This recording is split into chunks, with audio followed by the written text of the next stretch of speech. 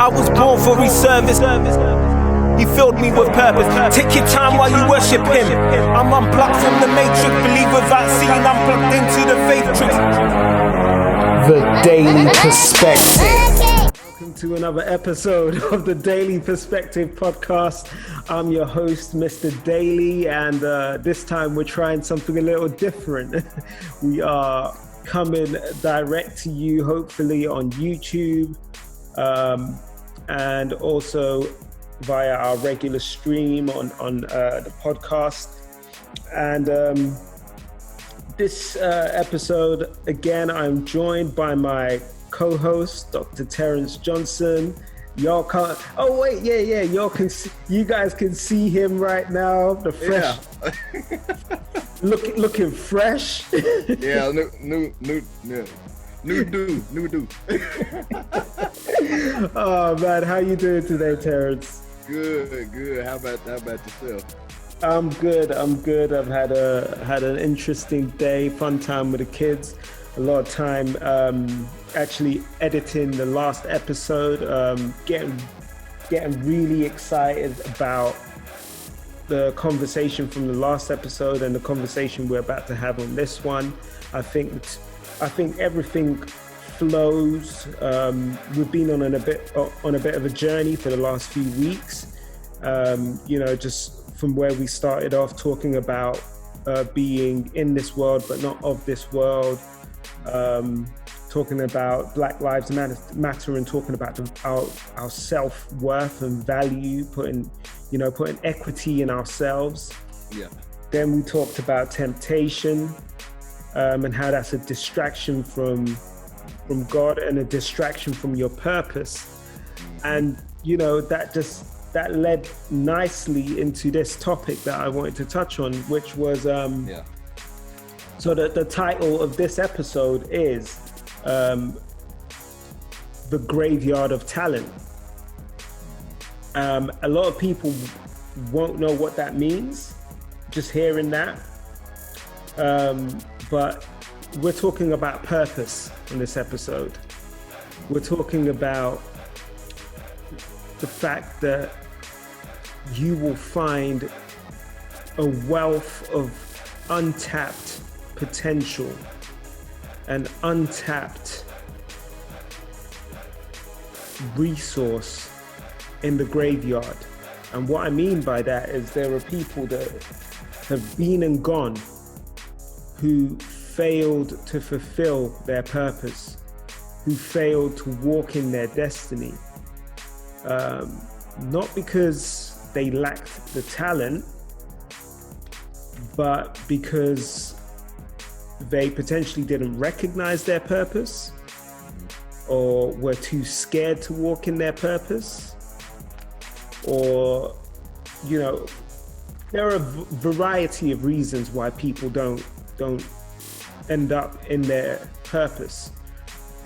So what I wanted to do in this episode, seeing as I have an expert, Wow.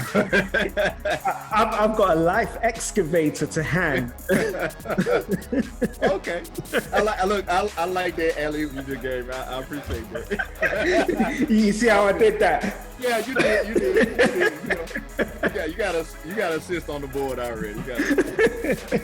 So yeah, we got a life excavator with us, and I think it's a good opportunity. For me, every conversation we have about purpose is a learning opportunity. I never leave these conversations without learning something. I never find myself in a position where I feel I've heard it all before. There's always something new that we discover when we have this conversation. So Right. It was one of those ones that I thought it's time to to put this conversation into the podcast, let people hear some of the stuff we talk about so that someone else can benefit. Maybe we can open someone else's mind to realize that maybe they're not walking in their purpose. Maybe they don't know what their purpose is. So, I've got to let you do your thing. Yeah. Okay. So where I will start, I guess I'll break down the title. So I'll start at the beginning of it with the graveyard. So the graveyard is somewhere, just if you think about just where you're from or where you grew up, it was the place that nobody really wanted to go. You know, like that's the place that you don't spend a lot of time in. So it's like, you know, you go when it's a funeral or something like that. But other than that, it's like almost like a no-fly zone. It's a place that nobody goes to. Yeah.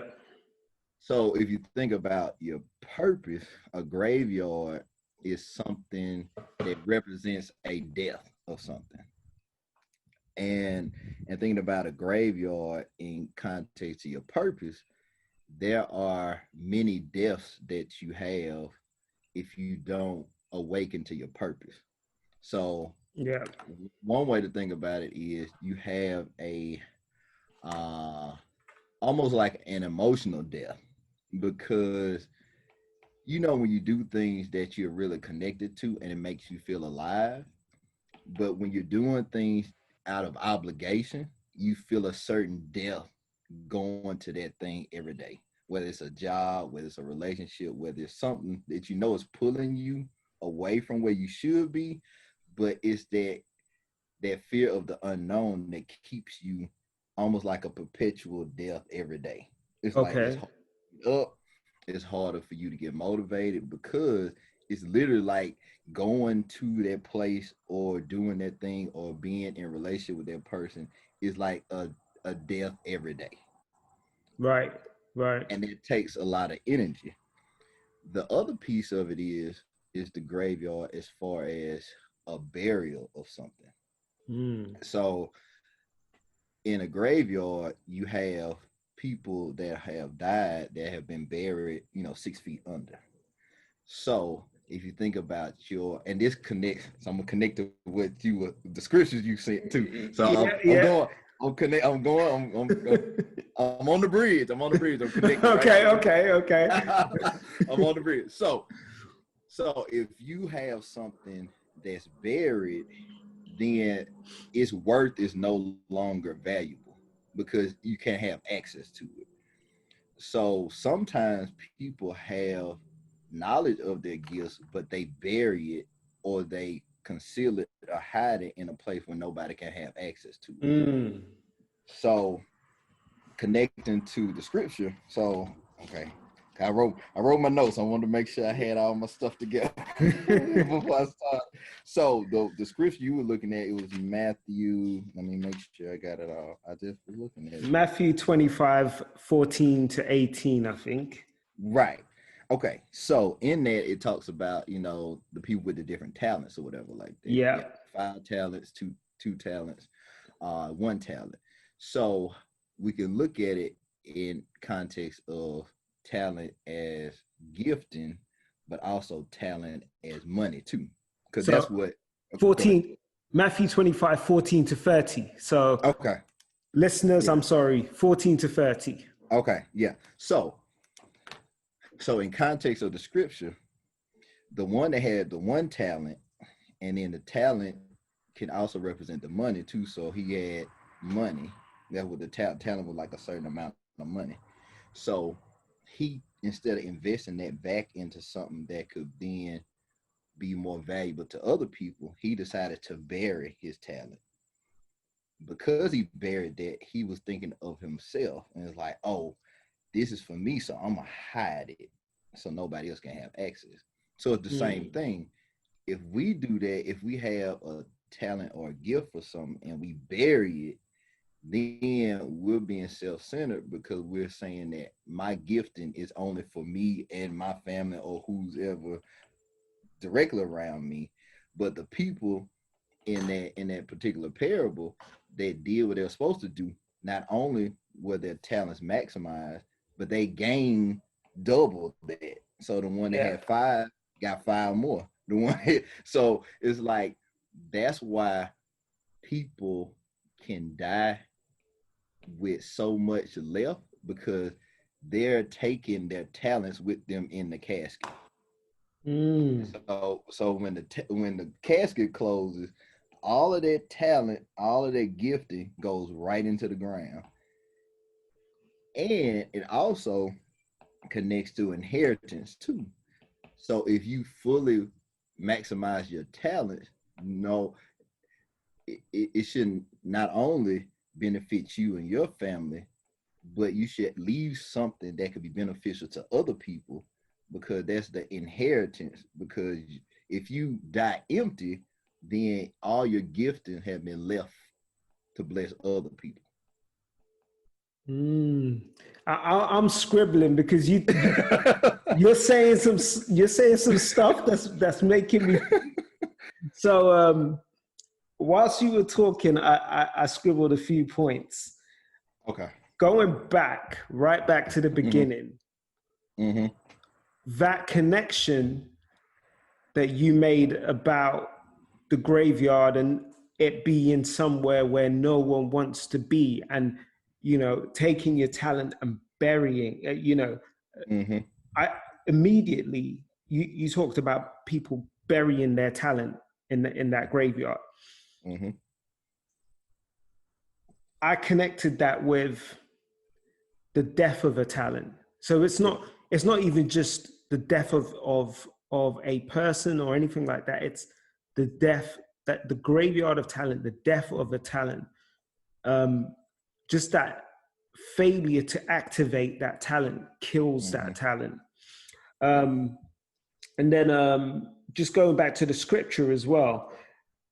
So what I also took from what you were saying was that one that didn't want to share his so he buried that talent because he was afraid of sharing that talent with those outside himself.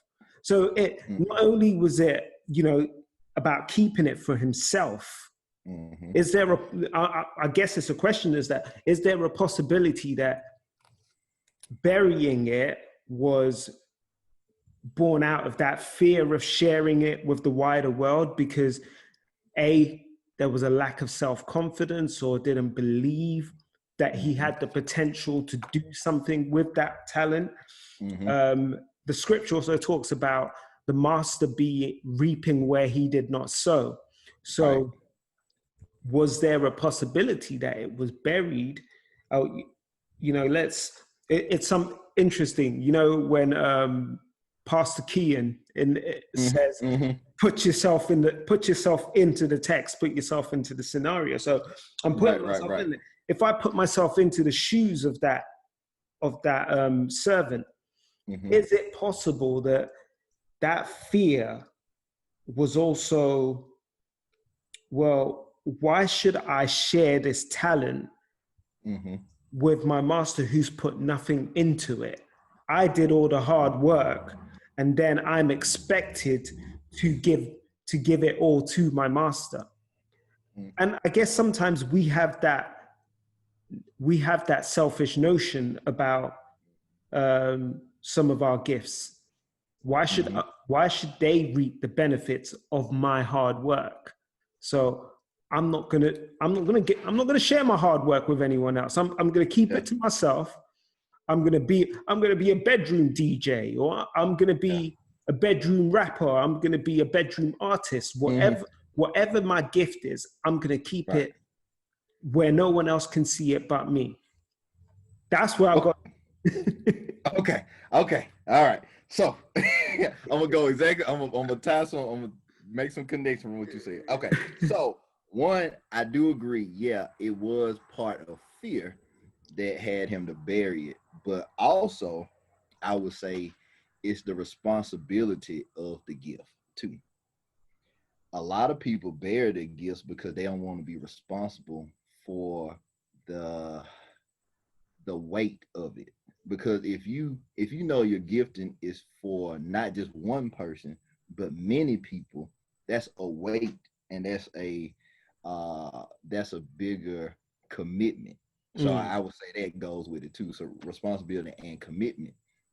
If I bury it, I'm not committed to it because nobody knows about it. Only I know about it. So I can hide it and it doesn't bother anybody else because nobody knows it's there. Yeah. But if I reveal the gift to people, then that one creates responsibility, and then it creates a space for a need for that too. So then people will start to gravitate toward that gift because now I'm showcasing what that gifting is and how it can benefit them. So I have to then learn how to use it in a way, but still not confuse me in reference to the gift. And I think a lot of people get confused with the gifts and think the gift is all about them. And it's not. It's really about the people that your gift is connected to. And just like you were saying, part of it was, it could have been that because the master wanted him to give it away, that's why he wanted to hide it. And that makes me think about the book, and I can't remember if I talked about this with you or not, but it's a book called The Dream Giver. And what it talks about pretty much how God calls us for specific purposes or certain things that we're just built to do. But we get to a point where we want to be about us and not about whose it's for. And so God then requires us to give the gifting back to him so it can go forward. So it's like we do, just like you were saying, we'll do the work, but after a while we have to then turn it back to God. Yeah. And take our hands off of it. And a lot of times we don't want to do that part because like, well, God, I did this. I put the work in. So why you want me to give this away? I don't want to give it away. But we recognize that when we do give it away, then God can bless it like it needs to be blessed, but it also expands the reach. Yeah. We can only have a limited reach in our own hands. I mean, just like right now, I mean, you know, just from our conversations over the past like year, then it turned into other things, then it turned into this podcast, and this is a whole other audience that, you know, if we want to continue to have these conversations, we probably wouldn't be able to have these conversations to a broader audience. And so but I guess in that context, we didn't make it about us. It was just like, it's something about this that is beneficial to us, but it also could be beneficial to other people. Yeah. And I think that propelled it to keep going forward. And I think people just so stuck in what's in it for me that they miss the whole purpose of what they're gifted for. Okay, I'll say that because I got another. I'm gonna put a pin there because I got Okay. So you go from there. So you said some stuff that, and this is what I love about our conversations, that you're already connecting stuff that I'm thinking about, and I don't want to jump over there just yet, but I think I said to you that when I was looking at this, I started to think about the story of Hannah in the Bible, and you know how her gift was Samuel. She prayed to God. She couldn't have a child. She prayed to God. She cried out to God, and God gave her her gift. And when you said something that I hadn't even thought about. So the dots I was connecting was that about your purpose being linked to someone else. And, you know, if you don't fulfill your purpose, there is a possibility that you are disrupting the path of someone else's purpose. Right. But that was where I was going. And then you said something different. You said, you mentioned giving away that gift. And it just took me right back to that story. And, you know, Hannah prayed for years to get for a child. She finally got Samuel. Now, she had two options. And this is a thing. And this is how I link it back to last week. Because if you are someone that's been barren for years and you suddenly get a child, there is that temptation. You may have made a commitment and a promise and said, you know, God, I'm going to give this child to you when they're born and dedicate this child's life to you. Right. But that temptation would have been there to say, well, you finally got this baby, you're giving it away. So, so immediately she would have had that struggle, that battle, but she gave that child back to God. And that's what kicked off the whole path and purpose of Samuel. And we all know where that went. We ended up, Samuel grew up in the Lord spoke to him, he was chosen, he took over the line of Levites, became the priest for kings, and anointed David, who was a type of Christ. We said we're not going to talk about that just yet because that's a future podcast, but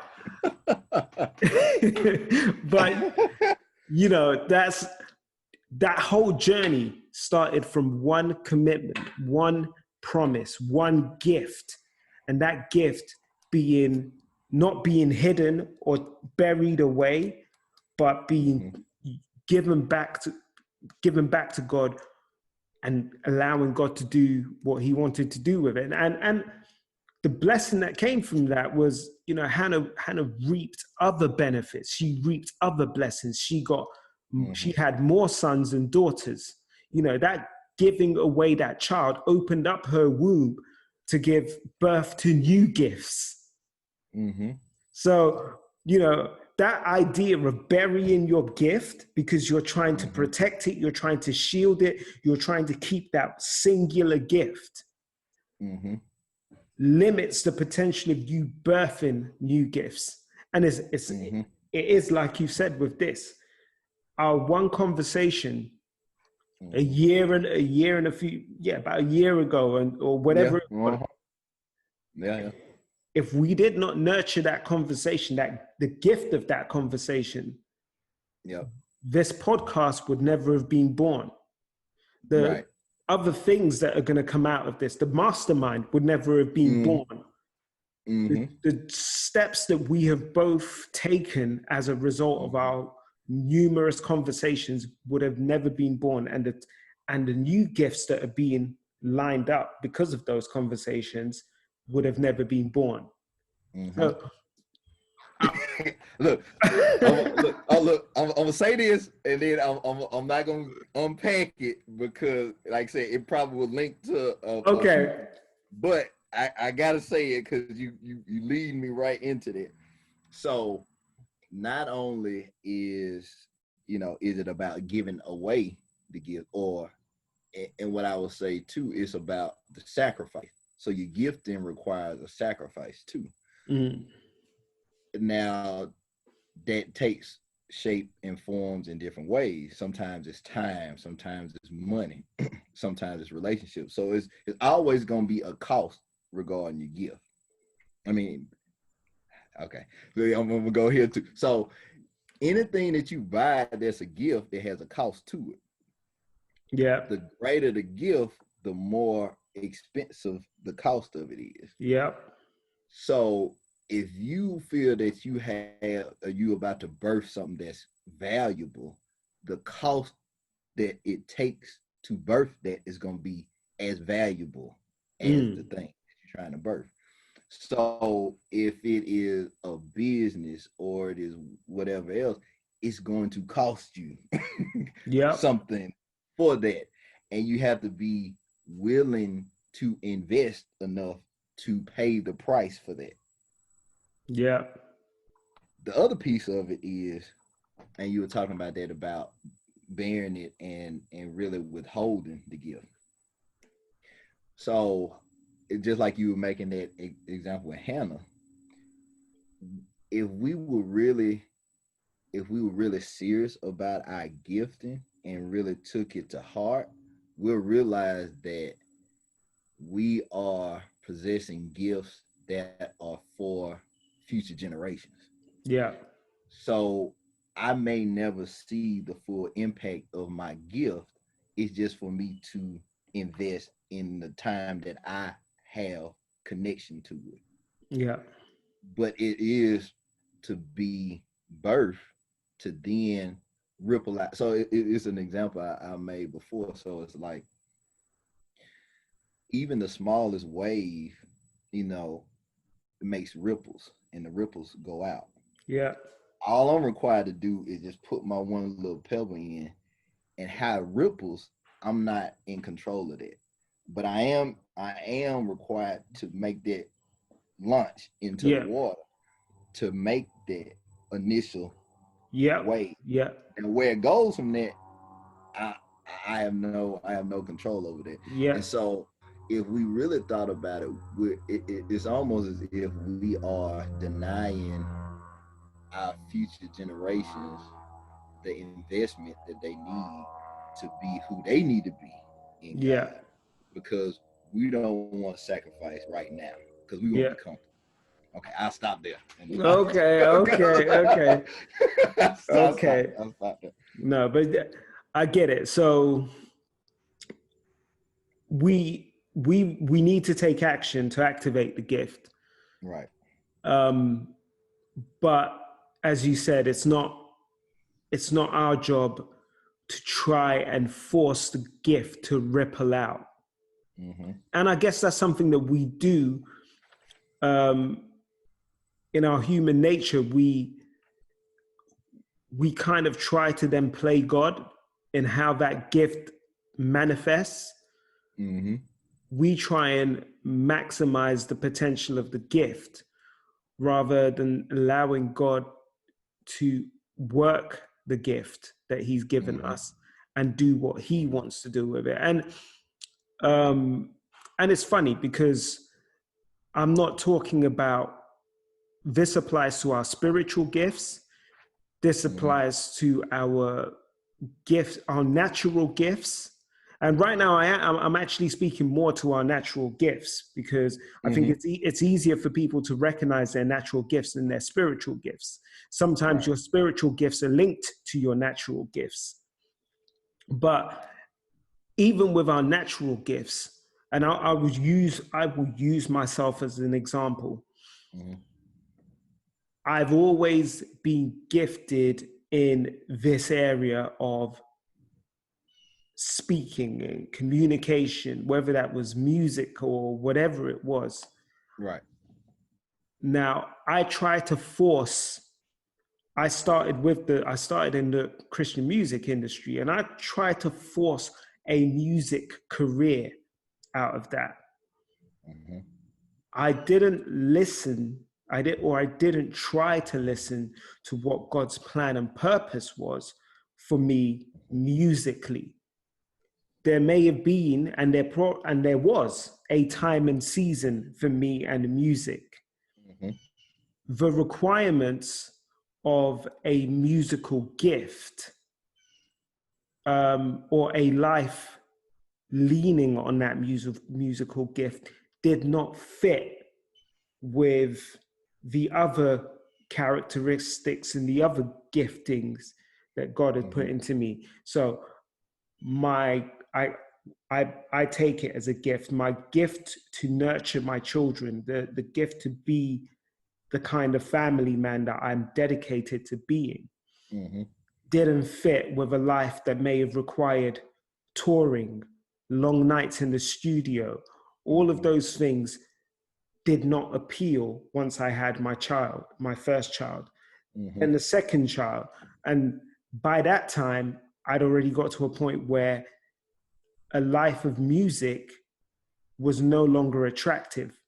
But as that desire for music started to fizzle, I started to notice that I spent more time in the studio having these sorts of conversations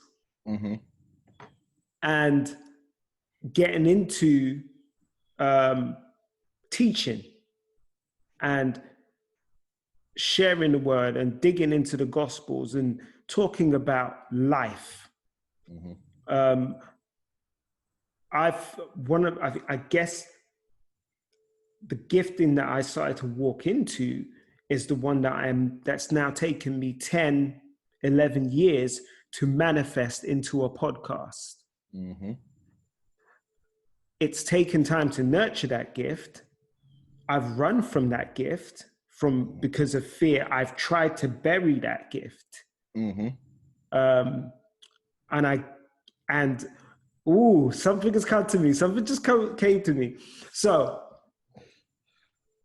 me trying to bury that gift, not only did it deny other people of the gift that was supposed to help them, it caused me a whole load of trauma because I became increasingly frustrated about how I spent my days. I felt no value in the work that I did. I felt each day was a waste of my time because I wasn't doing something that I was passionate about or loved doing. So burying that gift and burying that purpose was painful for me.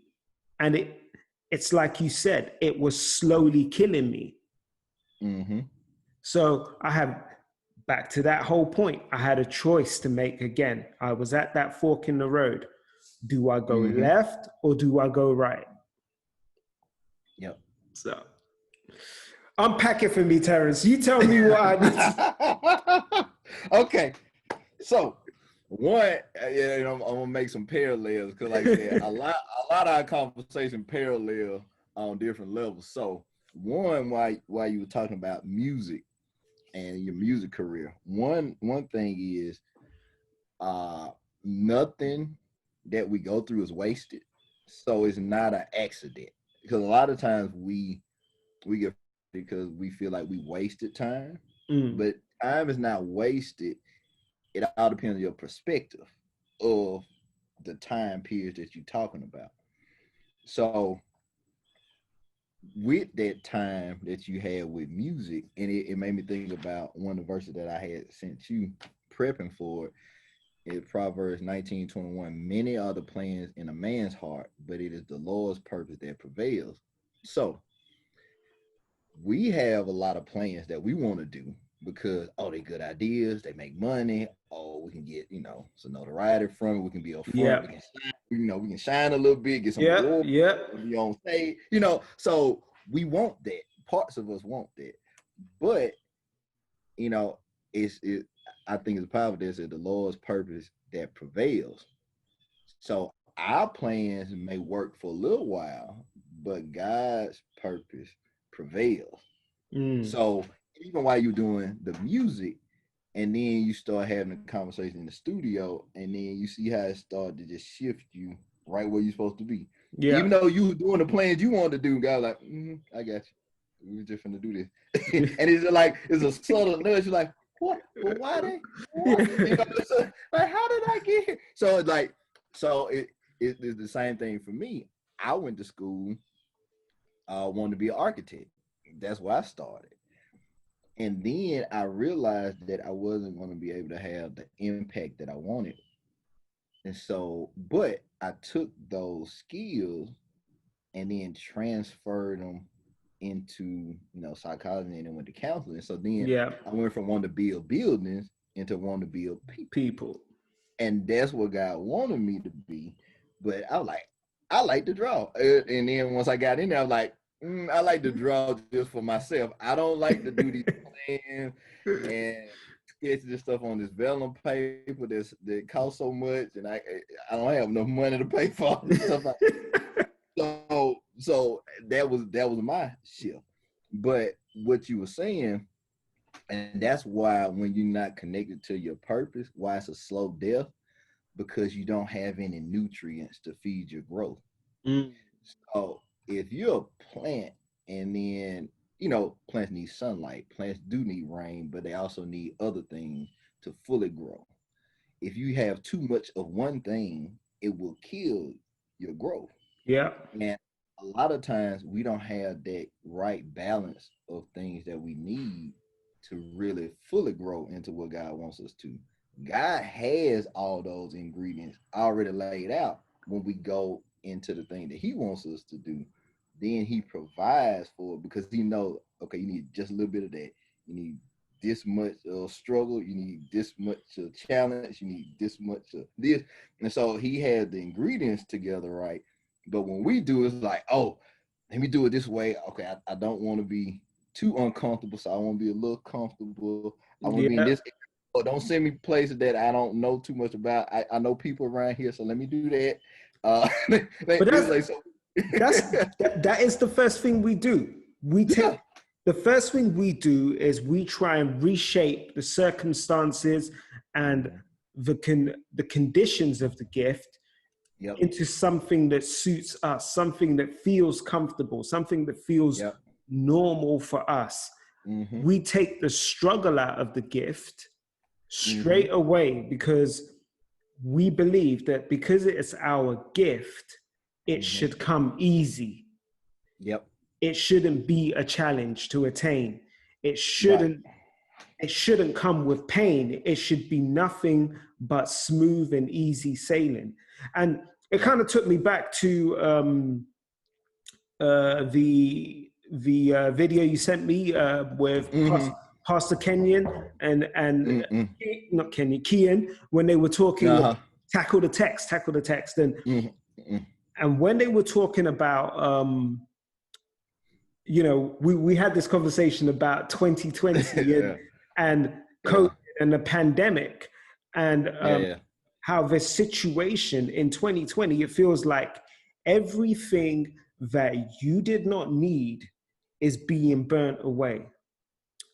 So sometimes when you keep, and this came to me earlier today, I'm one of those people, and I know very similar to you, for the longest time in my life, my prayer has been, God, let your will be done. Let your will be done. And sometimes I used to sprinkle in, oh, you know, Lord, I like this, and I'd like a bit of this and a bit of that. And but Lord, let your will be done. So if I'm sitting here day to day praying to God, let your will be done, let your will be done, let your will be done, but I'm out there chasing, yo, I see something walking behind you, dog. It's a deer. It was a deer. Look, I saw that come out. I was like, oh, they got deer. Okay. Oh man, no, that scared me. I was about to be like, yo, Terrence, I don't want to shock you, dude, but you gotta run. It's cool. Oh man, so if I'm out here praying on a day-to-day, God, let your will be done, but I'm chasing the things of this capitalist world. I'm chasing cars, I'm chasing fame, I'm chasing fortunes, all of these things. And God is saying, all right, my will is over there.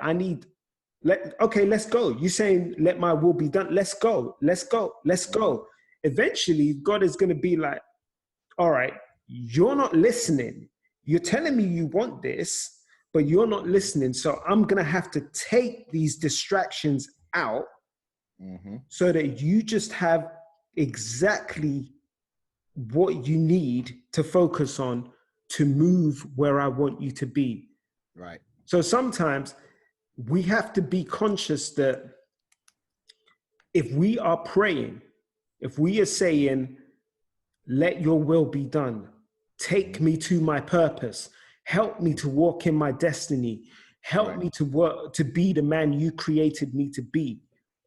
Some of the things that we've grown accustomed to, some of the things that we've become comfortable with, some of the things that we've surrounded ourselves and built around us need to be stripped away. And until we're willing to allow that to happen, or if we are not willing, when God makes that happen, we've got to appreciate and recognize that that is part of what we have been praying for. No, so all right. So I would say part of what you were saying, the reason why we don't start that process, we don't want to look foolish in front of people. Because when we go full into what God wants us to do, it will really make us look foolish in people's eyes, because it's not going to make sense. Yeah. So people gonna question, why you got to do it this way? Or why can't you wait? Or why can't you just do it, a little bit and do this part? And when you really, like you were saying, you have to get to the point, and it's kind of been my prayer too. It's like, Lord, whatever I have to let go of in this season to get where you want me to be, I'm willing to let it go. And so, like, I have just been, that's where I've been, like, whatever it is, if I need to let it go, I will let it go. Yeah. If it's going to get me close to where I'm supposed to be. And I think that's what people are afraid of, because they want to move forward, but take everything with them. Yeah. And so it's like, people, when they go on trips and then they're like, oh, well, we're just going for a couple of days, and you got 3 or 4 luggages dragging behind you. It's like, well, how you move? How you gonna move with all this stuff? Like, you got too much stuff. So you got I guess how to condense it down is, in this season you have to travel light, because you never know where you have to go, where God is gonna be moving you toward, and you can't have a lot of stuff attached to you if you're gonna be moving how God wants you to move, because you don't know when he's gonna say, like, okay, well, I need to go here. He's like, well, Lord, I just got here. I mean, I just got in bed and I just kind of got settled, and like, but I need you there. Terrence, you setting up that alley-oop. I'm setting it up. Okay, look, I'm about to pass it on to you. So I'm gonna say this and then I'm gonna pass it. So, all right. So, like you were saying before, if it was like what you felt like you were burying, the thing about it, and what God does for us, we're never lost about where our treasure is, because we once was connected to it. So it's easy to find it when we get connected back with God. If we stay disconnected from him, that's when we go around in a circle and we going back to that crossroad. It's like if you just make this choice, it's right here. Like, you don't even have to go that far, but it's like, I want to do this, and then I circle around and I come back around. Now I'm frustrated. Like, Lord, why won't you do it for me? Like, you just choose this. Yeah, this I'm trying to do it for you.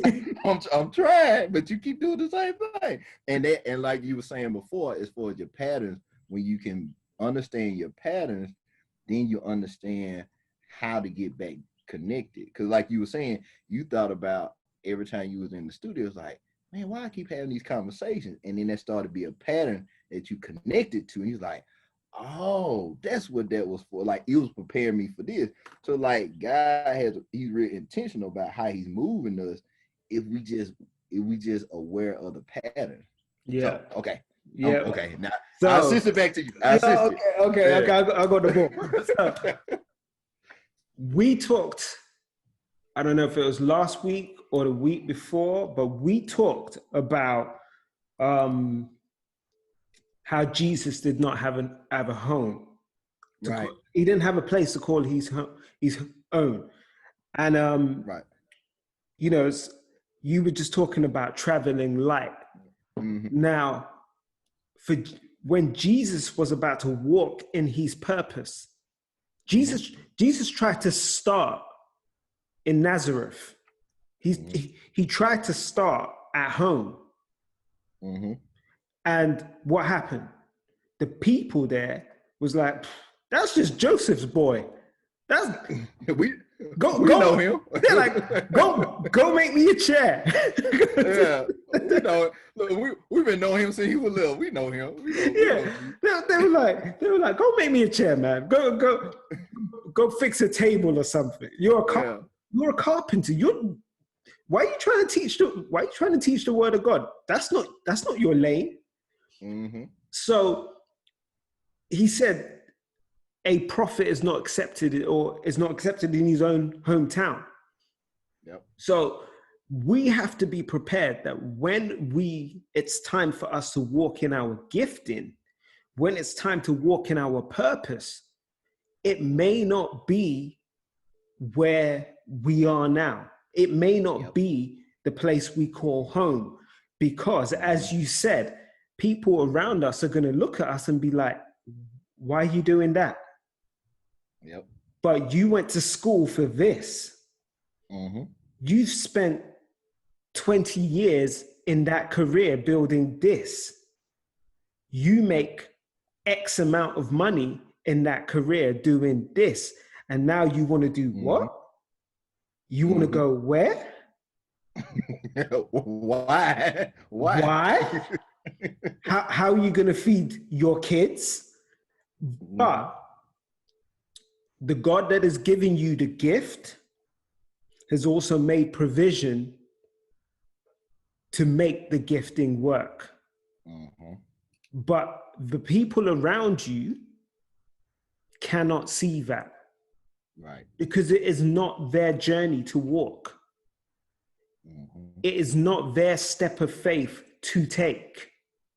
They have their own step of faith to take. They have their own journey to walk. They have their own purpose, their own destiny. You have to be secure in yourself to step out into your purpose. You have to be willing, as you say, to let go of everything. When the rich man came to Jesus and said, Rabbi, what do I have to do to follow you? And he said, sell everything you own and come with me. And the man got disheartened because the man wasn't ready to walk in his purpose. He was too attached to this world. He was too attached to the material things. He was too attached to the life that he had become accustomed to. If you truly want to follow Jesus, if you truly want to walk in your purpose, if you truly want to be everything that you were created to be, you have to be willing to let some things go. You might have to let everything go. And that is a scary thing to do. Yep. It is a scary thing to say, everything that I have built and worked for in the last X number of years, I am now going to turn my back on it all because I know that this is what I was created to do. This is my purpose. This is why I exist in this world and on this planet. A lot of people are afraid of that step. Because that step is the loss of their former identity. Because you put so much stock in what I do as a career and the clothes I wear and where I live and then the type of car I drive, and it creates a whole persona that we have, and people are accustomed to that. When God starts to shift us, he starts to strip away that former identity and the things that we put stock into. So the very things that we felt like, oh, I can't live without, like, oh, I gotta have, a certain type of clothes, this is the way I dress, or this is where I want to stay. And he's saying, okay, but I want to do this with you. So are you willing to let go of all of that to follow me? And then as you walk with me, I will start to then give you the things you really need. These were just things that you wanted. So will you live a more pared down life, but fully connected to your purpose? Or will you allow these things to kill your dreams and bury them in the ground? So I think that's, and then what I thought about too, that's what you were talking about. That's a relationship with God. So in this season, if you really gonna do this walk, at point it would just be you and God walking this walk together. That's it. It's just you and God. Yeah. And just like we talked about before, that's when your relationship with God has to transcend what, in a religious sense, that you've been accustomed to doing. So if you've been accustomed a certain way of what God is and where God is, if God is moving you, because that's how Jesus did. Jesus went against every way of traditional church doing things. Yeah. He did things how God wanted him to do. And God doesn't have a timetable like man does. So if God starts to push you in a way, it's not going to be ordered like people would want you to move. Yeah. It's going to look real disordered and disconnected and real random. But he has an order for it. But like you were saying before, it's more connected to your journey and not other people's journey. So they're always going to question it because they their perspective is clouded by their own experiences. So if they haven't gone as far as I'm trying to go, they will try and pull me back to where they're comfortable. But as I move forward, I need to start then connecting with people that are going the similar paths or have been Yeah. far from me, because I can't blame the people around me for informing me from their perspective, because that's all they know. So I Yeah. can't sit with that. But I have to know too that unless they walk this walk, they can't inform this walk for me. And I can't Mm. rely on them, because that's when we start to be bitter with people and say, like, oh, people just hating on me. Oh, they don't know, they don't understand. It's not that. Their experiences have taken them so far. What God is showing you is outside of their experience. So they don't Mm. know how to handle it.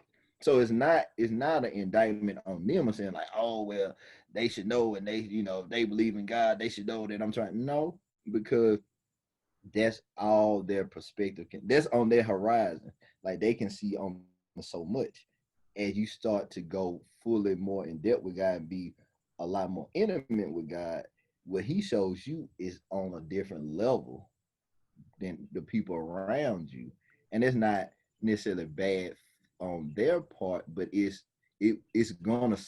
built to separate you. That's what it's built to do, because everything that you were used to going to and using as a crutch or using as a way to escape from what God was telling you to do, that's what he starts to cut off. Yeah. He's like, you're gonna walk this walk, you gotta listen to me. You can't listen, you can't call all these people and say like, hey, what you think I should do?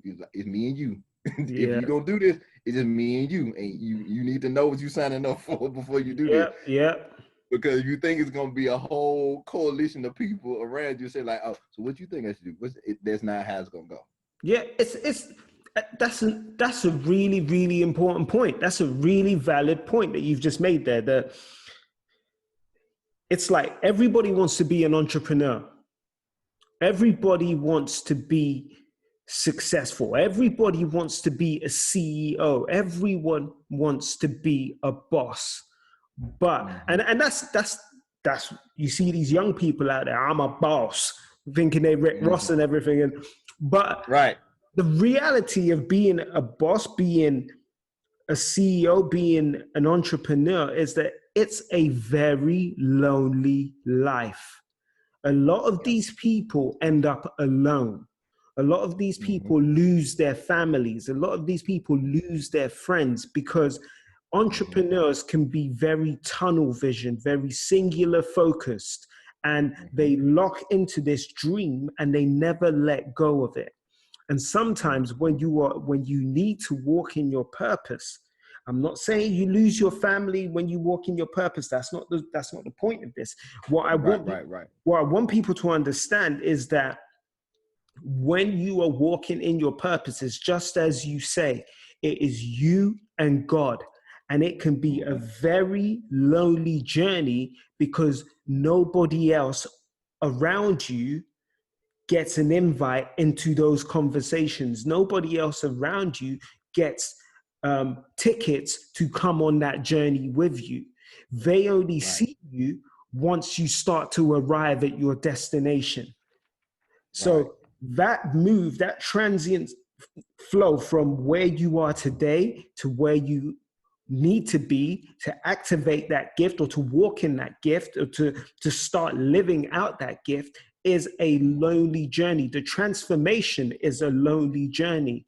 And so many people are put off once they start that journey, once God starts to refine them, once he starts to strip away the material things, when he starts to remove what is vanity and leaves the core of who you are, because God has to take you down. It's like refining carbon to get a diamond. God has to strip out the impurities so that he is left with the basic product, and then he starts to rebuild you with the right things. Kind of like Voltron, you just bits bolting onto you. You're just like, yeah, I'm being transformed here. And you become who you were created to be. but people don't see you until you get to that point. It's like an entrepreneur. It's like Elon Musk. It's like those people. Mm-hmm.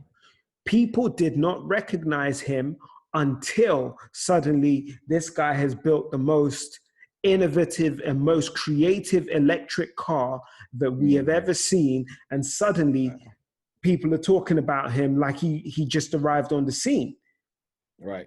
You know, that's the journey of an entrepreneur. That's the journey of someone walking in their gifting. People can't catch on or latch on to your vision. So you walk that road alone. Mm-hmm. Okay. So you sent me a assist and you didn't even know it. So like you were saying about, you know, we're being crafted by God and kind of, you know, work. So Ephesians 2:10, for we are his workmanship, created in Christ Jesus for good works with God, which God prepared beforehand that we should walk in them. So, and what scripture was that? Was that a Jeremiah scripture? it was Ephesians. Oh, 2 Ephesians. Ephesians 2:10. So we all have free will, but our path that God has for us has been predestined. He's already laid it out. So that's why he already knows what we will become, because he already built us with that in mind. But he gives us the choice to choose it or not choose it. And we can choose it and fully go on that path. But as we go on that path, like you said, we are getting sculpted or built or kind of constructed. Just like with wood, if you're really trying to make something that people can hold, you want to sand it down. You get the sandpaper because you got rough edges. You touch this part, you might get a splinter and all that. So it's the sanding down, and that's what God is doing. So the path that we're going to get to fully walking in our purpose is that sanding process. We don't like it, but it's making us into the perfect work of art that he's trying to make us. Yeah. Because then when you get to the destination, like you were saying, they're like, oh, look, I didn't even know he had a hair. I didn't know he could do all that. It's like, but then that's when God can say, you know, that's when God can get the credit. Now, if we do it, we'll plow forward and we'll be, you know, we got, you know, rough edges around here. Like, we don't care. We gonna, you know, we'll put a shirt over that and, you know, put a hat over this. And so, like, we can cover this, you know, the emperor cover this up. And God was like, no, just come here. I'm gonna make sure when you get there, you smooth out. Yeah, so now when people see it, they're like, oh, I never thought about it like that. Oh, that's real good. Like, oh, this is a whole different way of looking at it, because the process has allowed you to stand as a representative of what God can do versus what I can do myself. Yeah. And that's what the whole journey is about. It's not necessarily, oh, God just wants to put us through a hard time. He wants us to be fully prepared to walk the walk that he has for us. And that takes a process to do, because we got to shave off all these things, resentment and jealousy and bitterness and anger and all this stuff we picked up over all this time. Like, let me take it. You don't need to have, you can't have all that when you get here, because when somebody says something to you out the way, I don't need you to cuss people out. I don't need you to put hands on people. You know, like, I don't need you. I need to work that out. I need to, come on, let me come on, come on, let me work. I know you. Come on. Let me get you. It's just before you get there. And so, like, that's where it's more of a protection thing, because if you think about art, like an art gallery and stuff like that, the things that are most valuable are kind of like off limits. So they kind of like in glass, or they have security around. And that's what that's what I want to do with inside of you. I want to protect it. But the way I got to protect it is I got to shape it. I got to shave it and shape it and mold it in a way. So when people see it, they're like, oh, that I know that gotta be God, because I don't even know how you did that. I don't even know. I don't know how you did it. And so I think that's the thing. I think when you get caught up in the difficulty of the process, you don't understand what the intent of the process is. And it's not that you're bad or you're like failing or whatever. The process is to really focus your attention on God and not be distracted by all these other variables that you can't control. You're like, I know, like I know you want some more money. I know you need some more money. I know you worried about this, right? But focus. I know you want a couple more things. I know you want, look, buy you some things, but you can't right now. I know. Just focus on me. Focus on me. And when you focus and when I get to where you need to get to, then I will allow you to get certain things again, because now you got them in perspective. So now those things, when I give them back to you, now you know the placement of them. And now you know that they don't go ahead of you. They're just pieces that you can put on or put off, but they don't define you. I like that. So let's move this conversation to how our purpose is connected, because there are a few.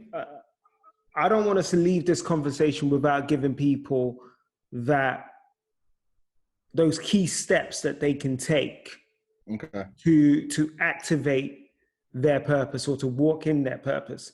But just to give them a bit more context, we spoke earlier about the story that came to me about Hannah and later on Samuel and then King David.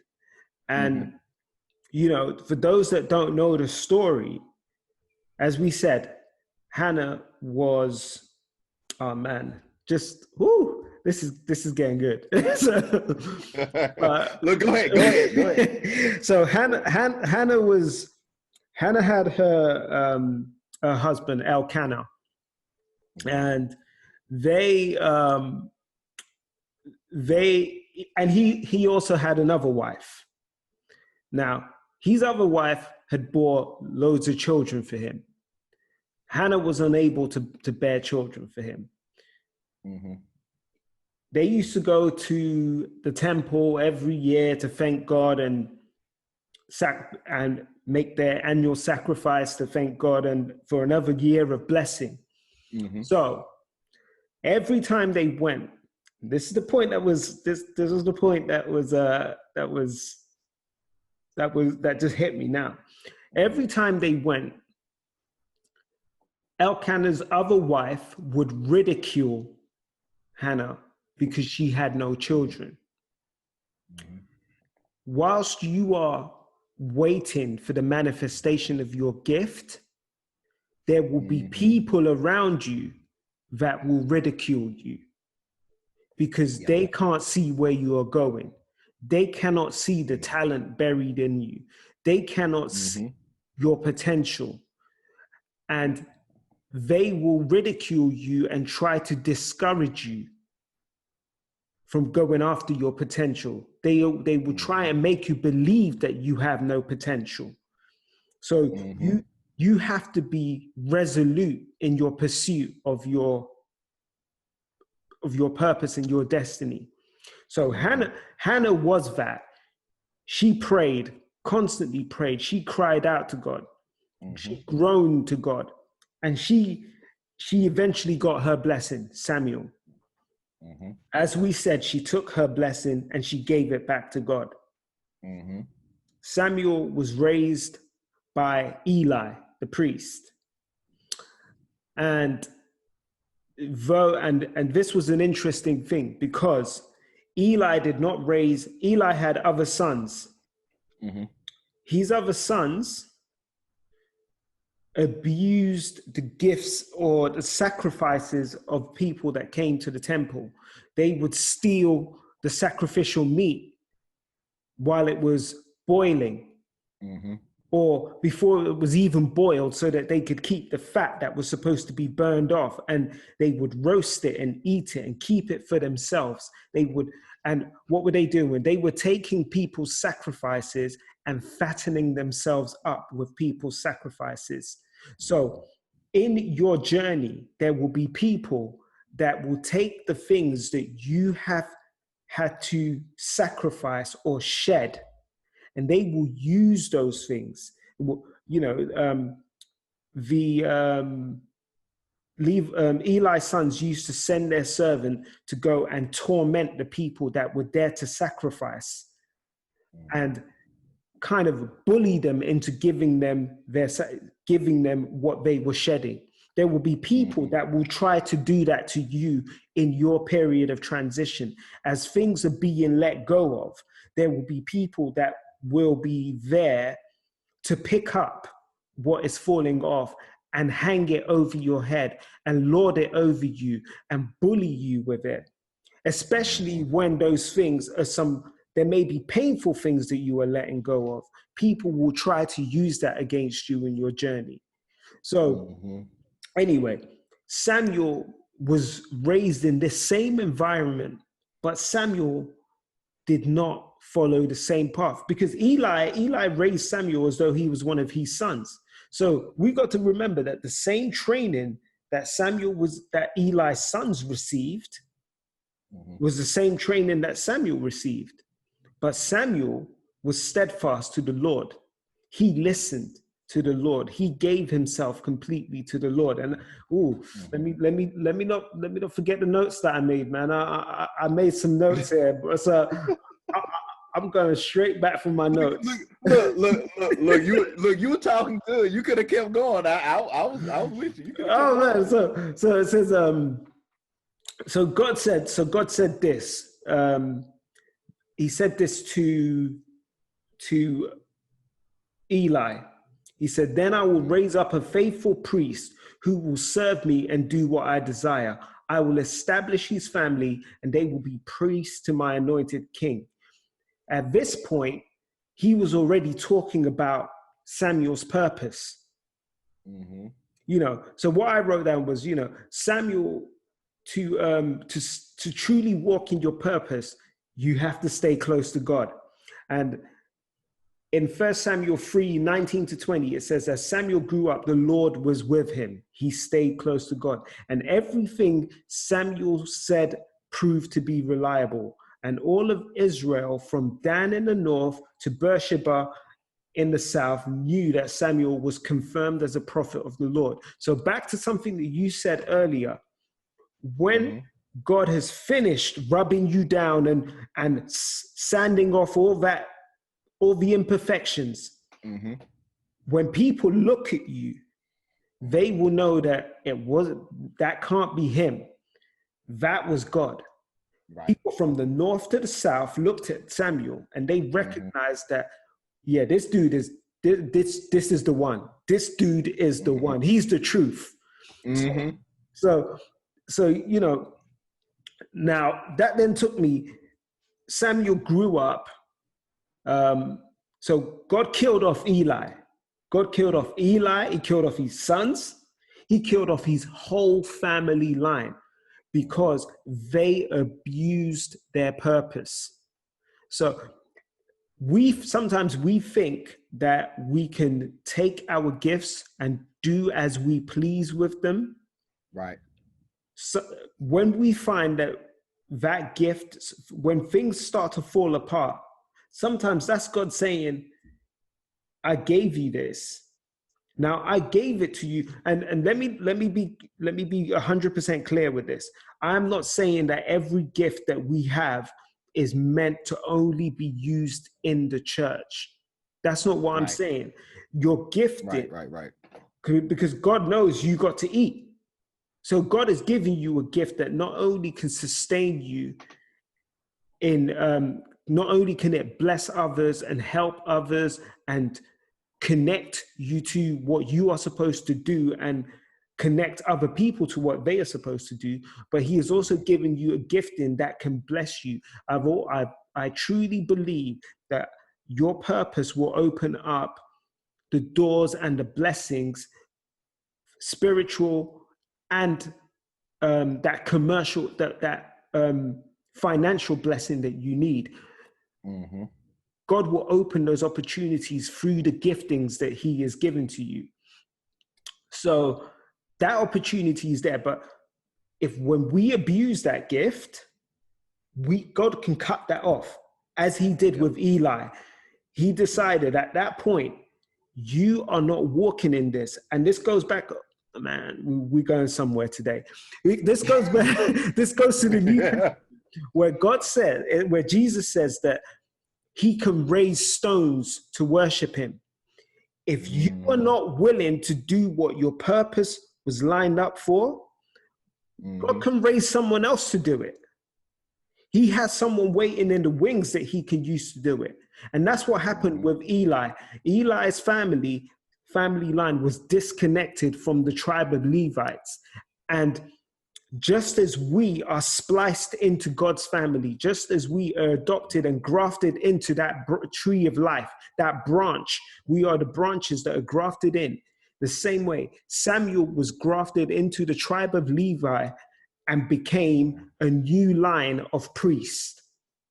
This line of priests that was well connected, that stayed true, that fed from the root in the right way, then went on to bear fruit. How did he bear fruit? He grew up. First, he anointed Saul down under God's command.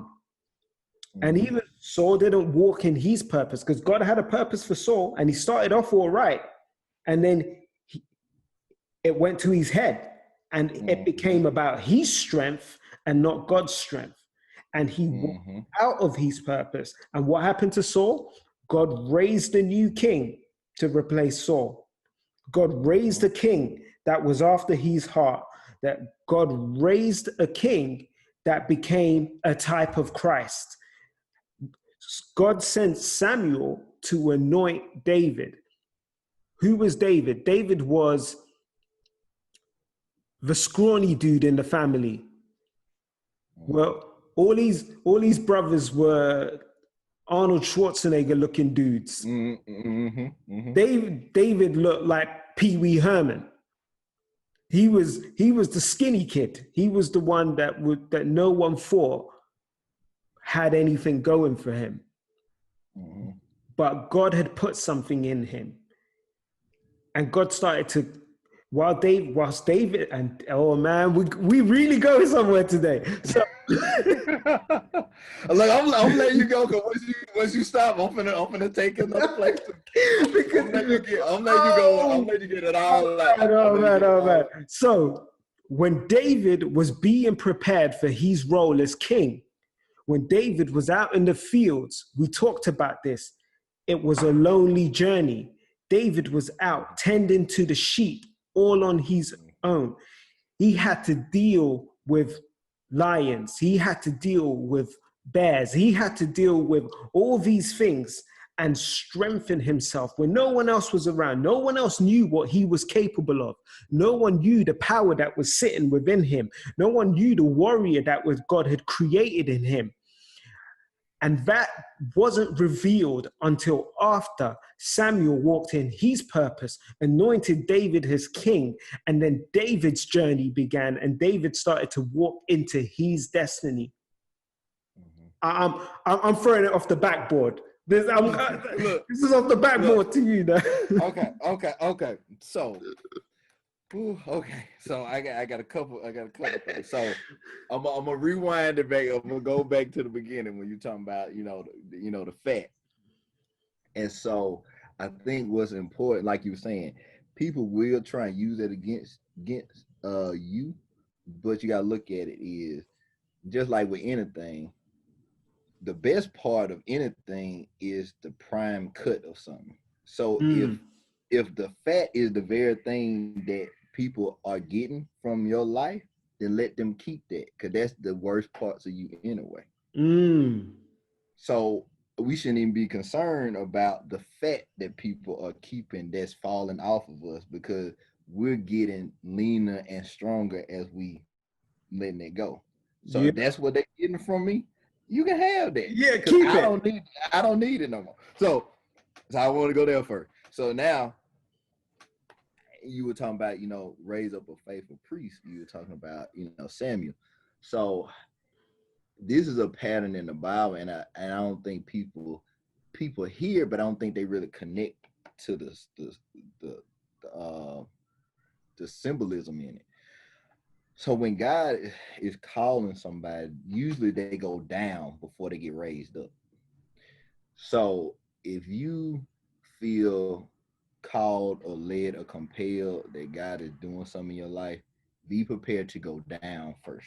Mm. Down can mean a lot of different things. So it's not necessarily that down means, oh, you're going to lose everything or you're going to lose money.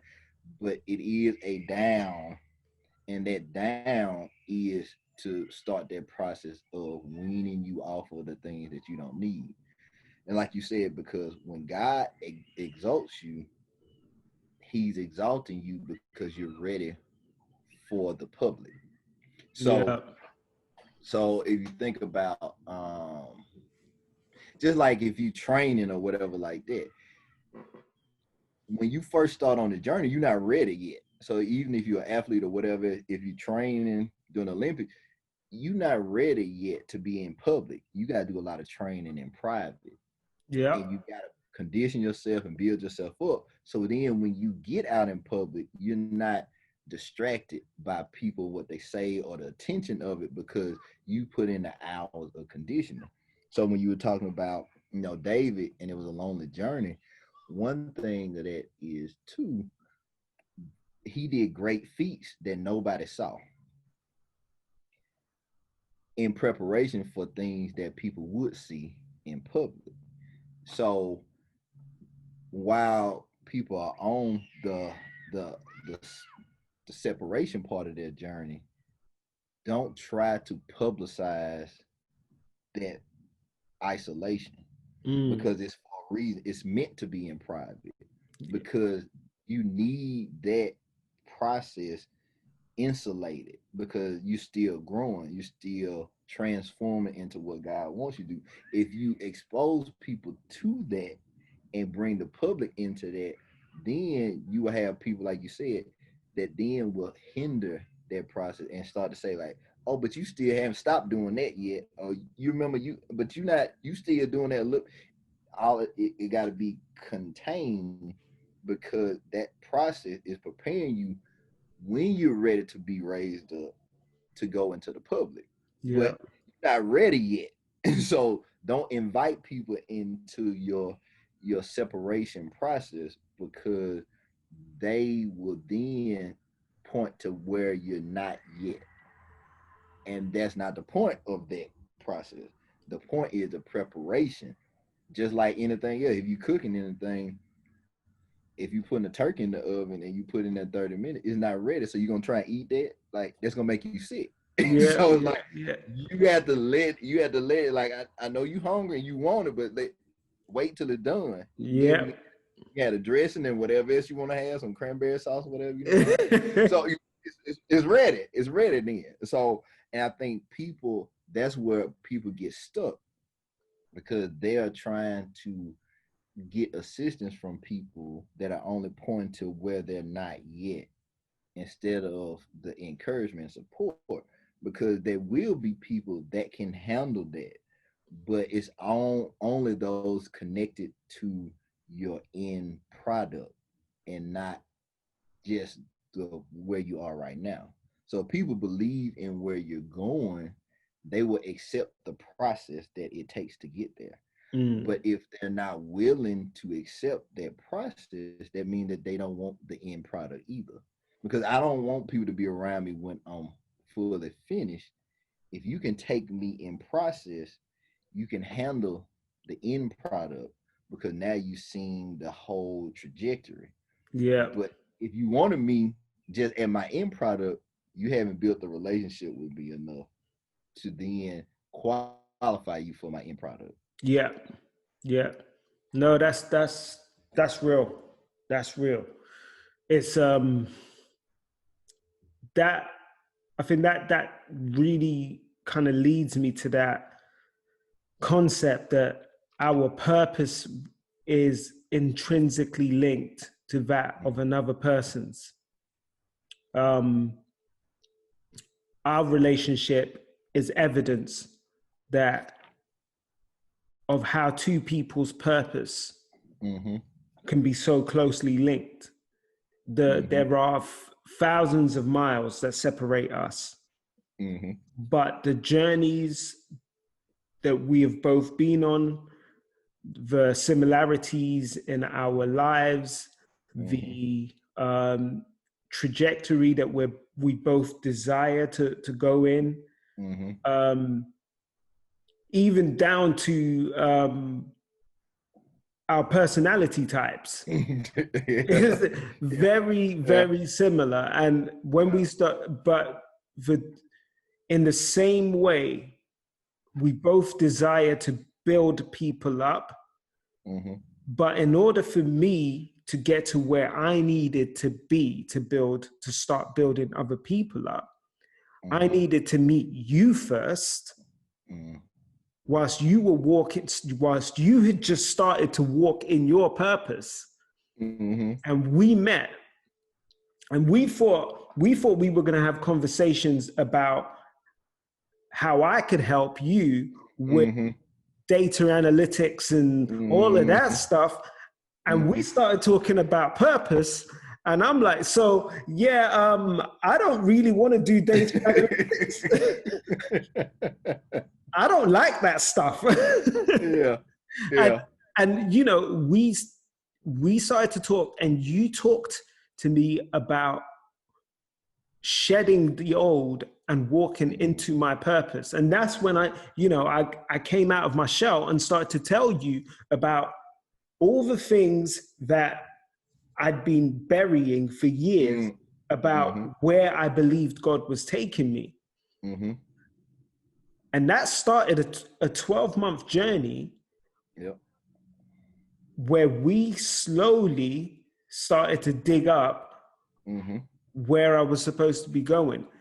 And, you know, you starting to walk into your purpose started to push me into my purpose, which started to kind of full circle push you deeper into your purpose. The way God has orchestrated these things, it seems as the Bible says, the foolishness of God is greater than man's wisdom. But it also says the things of God will look foolish to the outside world. Right. And it defies logic the way this has worked. Just our journey defies logic, because it doesn't make sense when you look at it that, you know, a conversation that was supposed to go one way has gone completely a different way, but the outcomes means that both of us are deeper into what we were supposed to be doing. And like you were saying, like you said, through our conversation, I kind of pushed you into, you know, your purpose. What you didn't realize is that the whole process that we were talking about and you going forward and deeper into that was stuff that I had like took a lot of time to research on. And so you were like the validation of my idea of trying to help people in this season in my life. Cause I was like, I don't want to do it the traditional way. I don't want to do it like from a mental health perspective or a counseling perspective. It's like, I got this different way of doing it, but I don't know if it works. Like, I don't know if it, in my head it works. And then it's like, as we talked, it's like, it started to manifest and validate the things that I was like, I think that could work. And that's what people need and all that. And so it started to unlock the very things that on paper I had written about, but I didn't know if it would work in real time. And I'm a person that if it doesn't work for people, it doesn't connect or resonate with people, I don't want to do it. I don't want to do things just to do it. I want to make sure it's in the language and the experience of people that it's for. And so it helped to like confirm and validate that for me that, okay, I'm on the right track. And so now pieces of the conversation that we've had over the past year is informing, okay, how can I then take this and then make it more of a systematic process that people move from phase to phase, informed by, you know, different conversations, and even other people that I connected with too. But I think I just as a whole, our connection was like a confirmation of what I had been working on, and that okay, it's people out there that need that, because that's part of the reason I started my journey. I felt that teaching, I had helped as many people, as many students as I possibly could, and my season was over for that. But I didn't know who I was supposed to help next. But I just felt very strongly that if I stayed where I was, it was going to be people that were going to miss something that I had to provide to them. And I felt it real strongly, and I didn't know how to verbalize it. I didn't know what it would look like. I didn't know what these people were.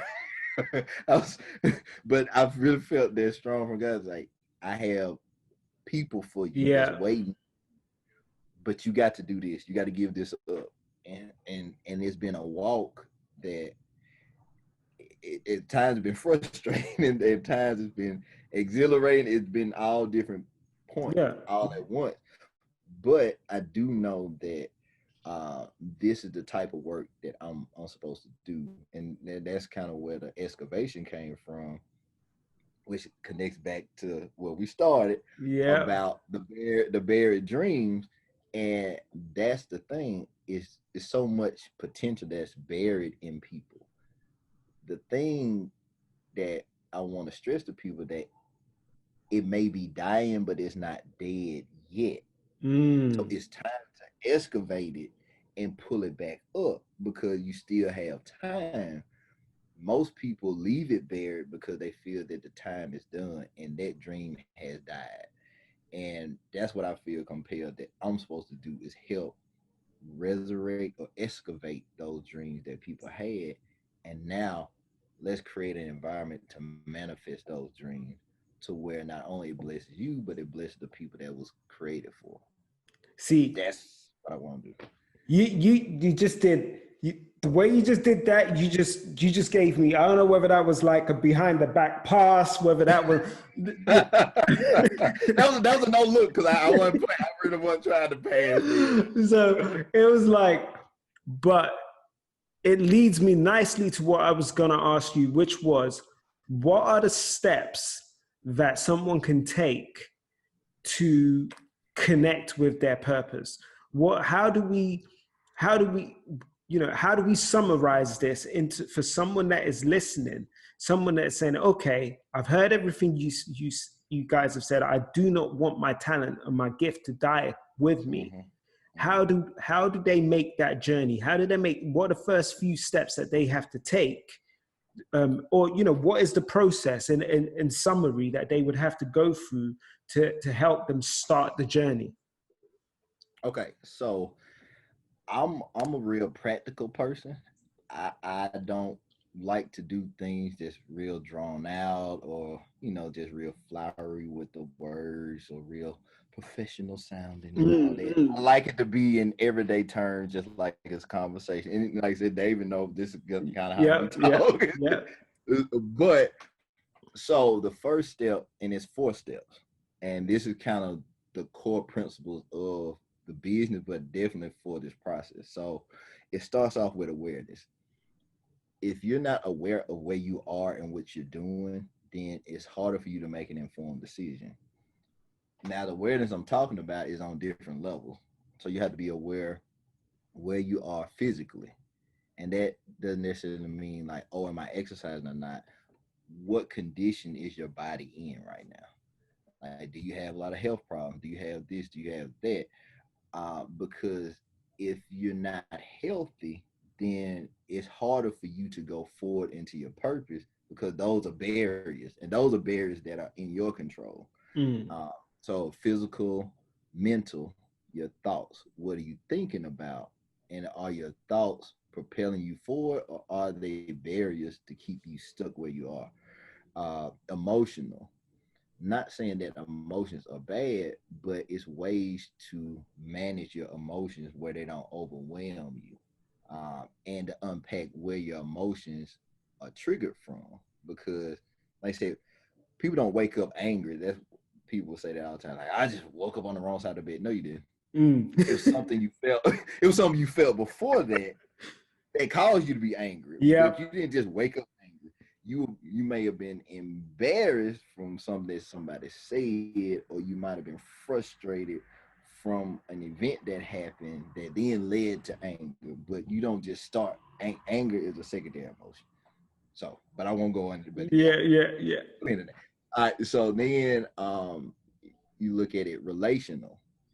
So, what are the quality of relationships around you, and not just romantic? It could be friendships, family relationships, because part of that, and for most people, and we talked about that too in conversation. Yeah. So this is number 2 we're talking about here. Number 2. Well, no. Are we still on number 1? We're still in awareness. Yeah, we're still in awareness. Okay. Yes, like items in one. Okay. So we're relational. Relational is has a lot to do with boundaries, and a lot of people that really care about helping people have the weakest boundaries. And I've been one that had problems with boundaries. Oh yeah. And we talked about this too. And so it's learning, okay, where do I need to set boundaries with people that I haven't been setting them? Or do I need to reestablish some boundaries that I let kind of subside? And then career-wise, do you enjoy where you're at? Do you want to do something different? And then your environment. What's your home environment like? What's your work environment like? All these environments trigger different things in you. So you could love being at home and hate being at work. Well, that's a signal that something at work is not working right. Yeah. And and then spiritually. And we talked a lot about spiritually, but it's where are you with your relationship with God? And not just from a Christian perspective, because if that's not your belief, what are you connected to spiritually that you are that is informing how you move forward? Yeah. And how do you do that in a day-to-day? So that's awareness. So then shift comes where you kind of at the crossroads. So if you're going to choose this, what things need to change in your life? Now that you are more aware of what is going on right now, what are some things that you will have to let go of or adjust? Because you need to know that ahead of time, because just saying, if you start making changes and you don't anticipate, hey, this might change the dynamics of my relationship, or this might change the dynamics with my family or my parents or whatever else like that. If you just go into a blind, like, oh, I'm just changing myself, I'm doing better. Like everybody should appreciate that. No, they're not. You need to anticipate the backlash that will come your way, because people are conditioned to accept you where you have been, not where you're going. So as you start to grow, it's a gap, and that gap is where they don't know that person. And so some people will want to learn about the new person that you're becoming, but others will want you to be where you used to be. And that then starts the separation. So then it goes to alignment. So once you make the shift, then the alignment is, okay, what is required for me to do day to day that will keep me on the path to my purpose? So what do I need to do health-wise, or my thinking patterns? Or do I need to sit down and make a plan? All these things help me stay in alignment, because if I'm not in alignment, I'll get distracted by, oh, well, I don't have money to cover this week. Okay, maybe I need to shift off the path a little bit and go over here because this is safe for a minute. Then I'm gonna jump back, once that. And it's like it's those compromises. If you are willing to make compromises as you're trying to align yourself, that will keep you out of alignment. Then you will get off path real easy. So once you kind of solidify the alignment, then you get to community. Community is where you have other like-minded individuals. So that's just like how me and David met. So that is part of, now how can we grow this into more of a community of people that think and move like us? So now we have more encouragement as we go. Even if we're on our solo journey, we got people that say like, hey, don't look, some around that corner is coming. Just, I want you to know what's coming. It might not be the same as my path, but I just know once I got to that point, something happened right here. So you just watch out for right there. And so like you need a community. Everybody needs community, but they need the right community, and the community serves their purpose. So that's kind of like the abbreviated process of how you walk into your purpose. That's dope. That's it. That's dope. So that for me is a journey that we've been going on, that you've been taking me on. And the best part about it was you took me on this journey without even letting me know that I was on that journey. Yeah. It just happened over a series of conversations. Yeah. And, you know, I've truly benefited from that journey through our various conversations. So anyone that's listening to this, anyone that's watching this, believe me, it works. Now, one thing I will say, because we've talked about how there is a transition period, there is a shift period. Mm-hmm. Right now, although I've recognized where my purpose is, although I've aligned myself with my purpose, I've started to build my community, mm-hmm. I am still shifting, mm-hmm. because there are things that I need to transition out of that are still happening. But mm-hmm. my alignment is what is helping me stay focused so I don't shift in the wrong direction. And right. My community is reminding me that mm-hmm. I'm still shifting and I need to stay aligned. Mm-hmm. What I also want to share with people, because whoever's listening to this, thank you for being part of the audience, because you are encouraging me in my shift. Right.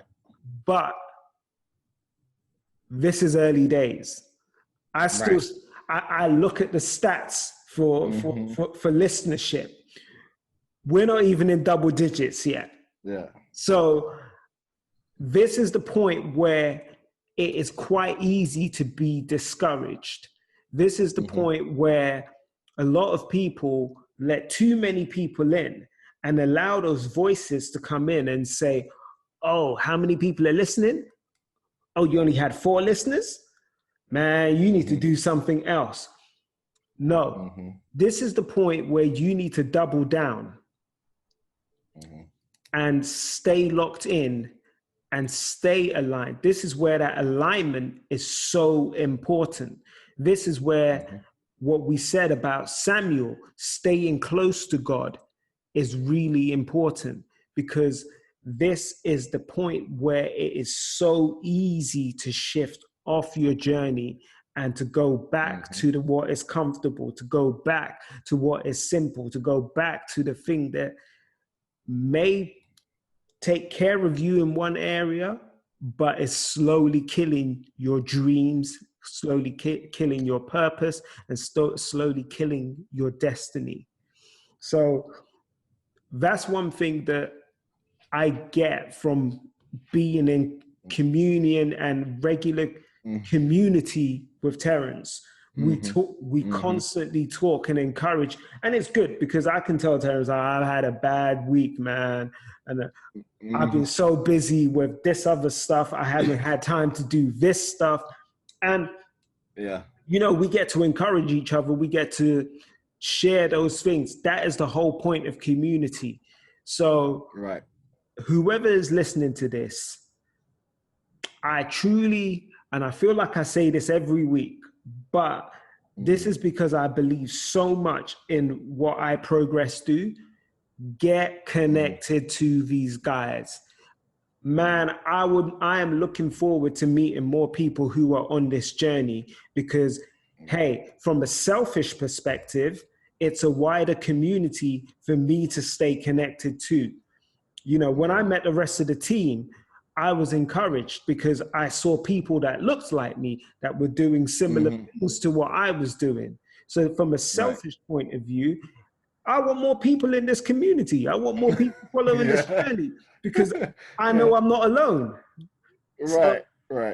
So So I will say one thing. I will say one thing. As you were talking, and so in this aspect, I've been a little further down the road from you, and so now I'm gonna point to a place in the road for you. So most people, you hear the saying like, I think the saying like, men lie, women lie, numbers don't. Well, in this context, I would say numbers do lie. And the reason I say that is because, and it's something that we had to get out of the process of watching, because that at the beginning was the most discouraging thing for us. Was like, we doing it and we put all this work into it, and it's like we get a couple people and then it's like nobody. So the reason why I say numbers do lie is because the people, it doesn't give you a accurate depiction of who's actually watching or listening. So we've gotten so many phone calls and direct messages and just emails from people and saying like, hey, I watched hey, yeah, I told my friend about it. Oh, I got my brother, my cousin, somebody watching. Like, oh, we love it. Like, we watch it every week. And we're like, but I don't see the number. I don't see when we live. Like, you're not in that number. That number doesn't look like that. But we've gotten so much feedback from people like, oh, we love, like, oh, I can't start my week until I listen to y'all talk and I enjoy it and tell more people about it. And so I would say that to you, don't look at the numbers as a benchmark of the success of anything. What you do base your success on is if it's 4 people, if it's one person that listened to something that you put out and they were impacted, you did your job. And that's what I had to learn. So it's now people that are all over the place in different parts of the world and different parts of the US that haven't listened to our stuff, but it's not that we got in front of people saying like, hey, listen to it. Come on, listen. We just did it. And as we were just committed to showing up and getting in front of the camera and talking for a specific amount of time every week, it started to grow.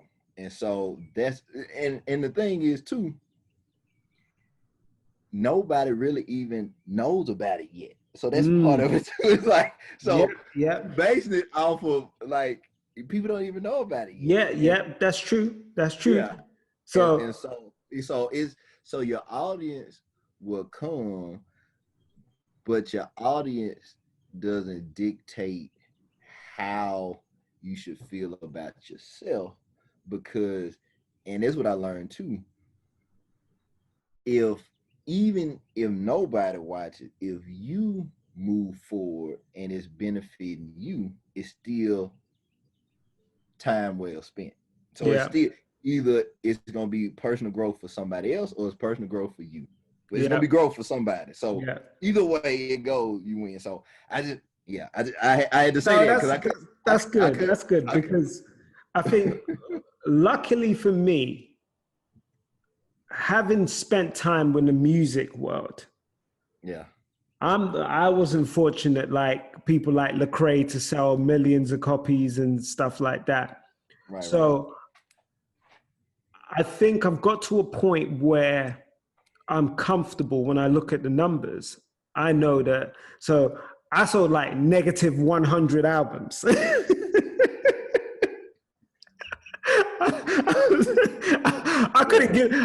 I was giving my albums away, but that's who I was. So in all fairness, that's who I was. I came to New York. I would come to New York. I would go to Rap Fest. Rather than selling my albums and having a table where, selling CDs, I made wristbands with links to a URL for people to download the album for free. That's just who I was. And it's funny because it was one of the reasons why I struggled with the Christian music industry, because I could never get behind the business of it. I was only ever interested in the ministry of it, because back to that whole purpose thing, my job in that world, it was my first opportunity to build people up. So I couldn't see myself continually selling something to them to build them up. I just wanted to give them the information to build them up. So I'm used to looking at my stats and not seeing those things. But there are people that I've given links or told to go and listen, just dropped it in conversation. They're like, oh no, tell me what the album's called. Let me go listen to the album and stuff. And then they send me an email or they text me and they say, man, dude, that really touched me. That really blessed me. That was really so. And it's funny. It's always really funny when I get that feedback from someone that isn't even a Christian. Mm-hmm. That is when it's the most encouraging for me, because one of the things that I love to do the most is encourage people. I don't care whether you're Christian or not. I will tell you about my faith, but I'm not gonna beat you to death with my faith, because I don't need to. I understand that my responsibility is to love. So I'm that ear, I'm that shoulder to cry on. I am that ear that wants to listen when nobody else wants to.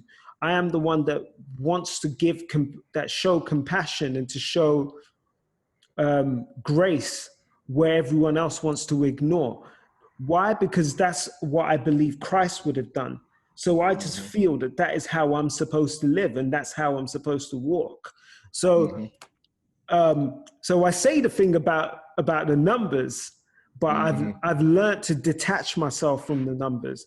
But I definitely take the learnings that you guys have, because even with this experience, let me not be foolish and believe that I cannot be discouraged, because no matter what, it just takes a series of events.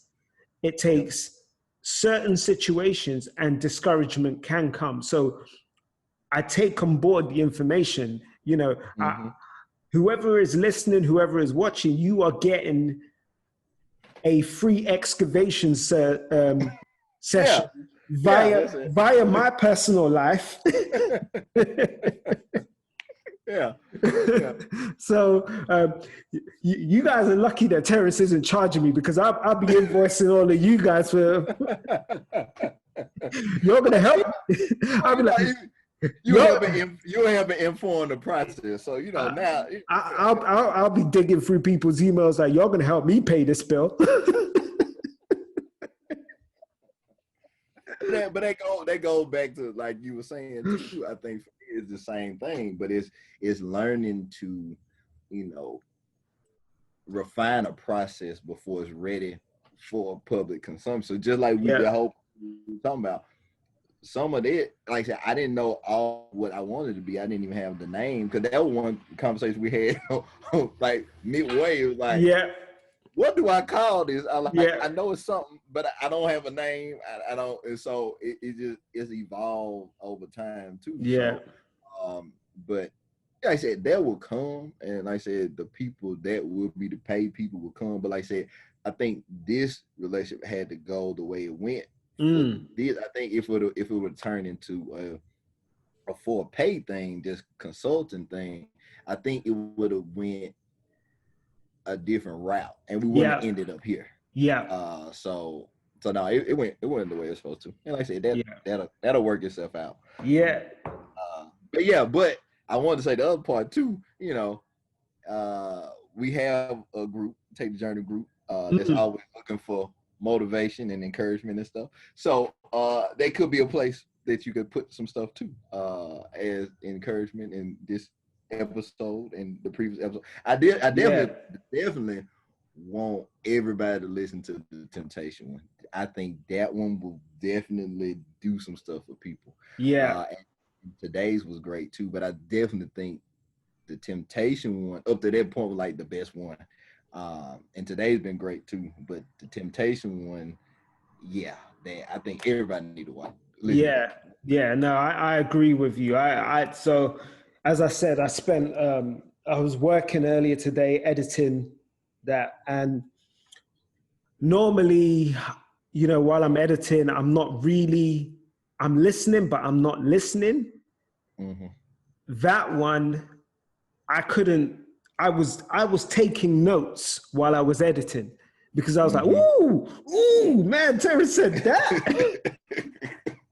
Yeah, we were going. We did like a triple double. Yeah. So I was. That one was really impactful for me, and I know when I'm editing this one and I'm playing this back, I know I'm gonna have similar. I'm gonna have a similar experience. So I definitely think we've said some good stuff.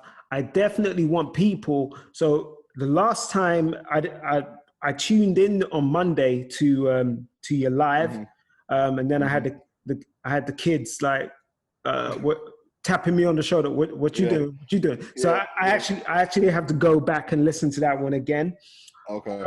But people need to tune into the lives because the conversations that happen on the lives are some really deep conversations. Just your conversation about legacy made me think about purpose, because you can't even leave a legacy until you understand your purpose. And before we even disappear, this episode for me was also partly inspired by Chadwick Boseman and his life and the things that Chadwick did and the speeches that he gave, the things that he said. For me, the most impactful thing about Chadwick's life was how he lived post his diagnosis of cancer. The way he lived privately with that and strived to make the best body of work that he could, not knowing whether he was going to survive or not. He didn't look at life with this woe is me attitude. He didn't give up on life. He himself deeper into living to fulfill his purpose. And the way that he lived in fulfilling his purpose is now leaving a lasting legacy. His portrayal of some of these characters has left something that is going to change generations. Just Black Panther in itself, his portrayal of T'Challa is going to change so many generations because it changes the way that Black people view themselves. So legacy is linked to your purpose. And, for me, I'm so glad that we got to experience what Chadwick Boseman did. I'm so glad we got to see it. I'm so glad that his life, he lived such a dignified life whilst he was battling with this disease. Even when people were making memes of that picture that went out on social media where he'd lost so much weight, and people were making fun of him and saying, oh, look at Black Panther looking all skinny. And these people, he said nothing. He took it on the chin and continued to live in his purpose. For me, that speaks volumes. And it's a lesson that we all have to learn. Man, I was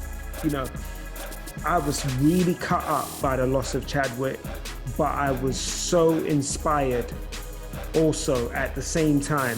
I was driven to do something with and fulfill my purpose, because he definitely did. So I just wanted to say that. I just wanted to say that. But I agree. But for people that are listening, like I said, check out the lives. go to visit iProgress, check out the Facebook page. From there, you can link to the website. You can email Terrence. You can email Kendrick. You can get in touch with Jeffrey, get in touch with the team. Visit the Daily Perspective. Yep. Check out the blogs. Email me. Connect with me on social media. Connect with me on Twitter or Instagram at DYDaily. I want to thank Terrence for this episode because, like I said, guys, this has been a free excavation service today because we've dug through purpose. We've talked about things that have personally helped me and are just continuing to push me on this journey that I'm on. So for me, it's a massive thank you to Terrence. I love our conversations. I'm encouraged by our conversations. You guys only get a snippet of the things that we talk about and the conversations that we have. So, you know, just keep listening because we got so much more. And just to wrap this up, I want to remind you that Christianity is a personal walk and a relationship between you and God. You are not and will never be perfect, but that's okay. God loves you and wants you to come just as you are. His grace covers all. Live free from condemnation and do not crucify yourself. Be renewed by the grace of God through Christ Jesus and become who you were created to be. So that's how we're going to sign off every episode from now on. I want you to remember that. So this is Mr. Daley signing off. Dr. Terrence Johnson signing off. And we want to thank you for tuning into another episode of The Daily Perspective. We will catch you next week. God bless. All right.